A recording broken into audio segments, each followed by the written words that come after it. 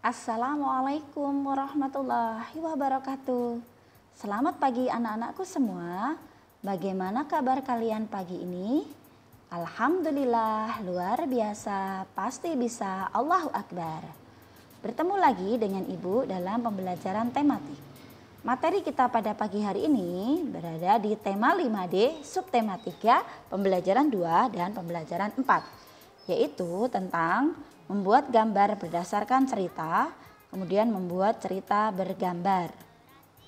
Sebelum kita mulai pembelajaran kita pada pagi hari ini, terlebih dahulu kita membaca basmalah ya.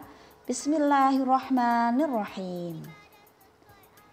Nah, baiklah anak-anakku semua, silahkan dibuka buku paketnya tema 5D, subtema 3 pembelajaran 2 halaman 75, yaitu tentang cergam. Nah, apakah yang dimaksud dengan cergam itu? Cergam atau cerita bergambar adalah cerita yang ditulis kemudian diperjelas dengan gambar atau ilustrasi pelengkap. Satu gambar itu hanya menceritakan salah satu adegan atau bagian dalam sebuah cerita. Kemudian, apa saja langkah-langkah dalam membuat gambar pada cergam? Pertama, menentukan tema cerita yang akan digambar. Kemudian kedua, mempelajari isi cerita. Ketiga, mempelajari tokoh-tokoh dalam cerita, baik tokoh utama maupun tokoh pembantu. Keempat, menentukan garis besar alur cerita sederhana yang menggambarkan isi cerita. Kemudian yang kelima, membuat beberapa gambar sesuai garis besar alur cerita yang telah dibuat. Kemudian,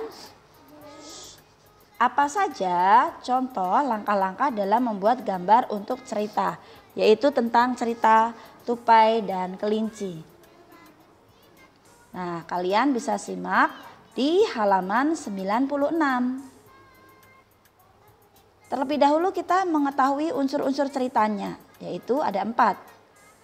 Pertama, cerita yang akan digambar. Kedua, isi cerita. Ketiga, tokoh dalam cerita. Dan yang keempat, alur cerita. Yang pertama, cerita yang akan digambar. Nah, yaitu tadi tentang tupai dan kelinci. Kemudian yang kedua, isi cerita. Kelinci menolong tupai memperoleh kembali kelapa miliknya. Unsur yang ketiga, tokoh dalam cerita. Kelinci itu bersifat penolong dan cerdik. Tupai itu bersifat cengeng dan monyet yang jahil. Jadi kita harus menentukan karakter atau watak dari tokoh dalam cerita. Keempat, alur cerita. Bagaimana alur cerita atau jalan cerita dari tupai dan kelinci? Yuk kita simak satu persatu ceritanya. Yang pertama, tupai memetik kelapa. Kelapa yang telah ia petik disembunyikan oleh monyet. Kalian lihat gambarnya ya, sudah sesuai, yaitu ada pohon kelapa, ada tupai, dan ada monyet. Kemudian alur cerita yang kedua, yaitu tupai meminta tolong kepada kelinci untuk mencari kelapa miliknya yang disembunyikan oleh monyet. Itu adalah alur cerita yang kedua. Kemudian alur cerita yang ketiga, kelinci mengatakan pada monyet bahwa raja hutan akan memberi imbalan kepada yang dapat memberinya kelapa.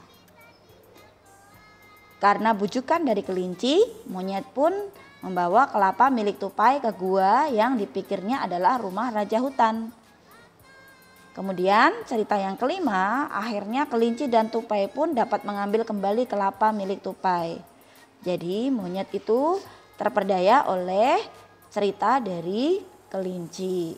Karena kelinci berniat menolong tupai. Nah, sudah cukup paham bukan? Baiklah, untuk tugas pada pagi hari ini, buatlah gambar ceritamu. Carilah contoh gambar cerita, yaitu di majalah atau di buku, ya, gambar cerita anak ya. Kemudian lakukan langkah-langkah membuat gambar seperti contoh. Sebelum menggambar, jangan lupa siapkan alat dan bahan untuk menggambar. Kemudian buatlah sketsa gambar berdasarkan alur cerita yang kamu pilih. Setelah itu sempurnakan gambarmu. Oke, silahkan dikerjakan. Dan buatlah gambar ceritamu seindah dan semenarik mungkin. Alhamdulillah, materi pada pagi hari ini sudah selesai. Terima kasih atas perhatiannya. Selalu semangat belajar ya. Ibu akhiri. Wassalamualaikum warahmatullahi wabarakatuh. Sampai bertemu kembali di pembelajaran berikutnya.